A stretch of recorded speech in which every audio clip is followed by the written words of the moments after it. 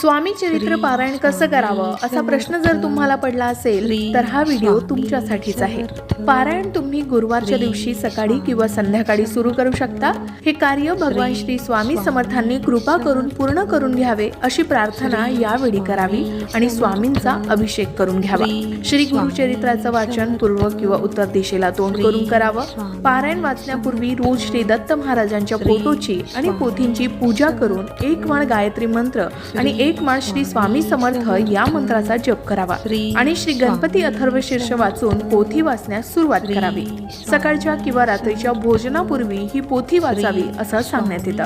Samarth Shri Swami Samarth, Shri Swami Samarth, Shri Swami Samarth, Shri Swami Samarth, Shri Swami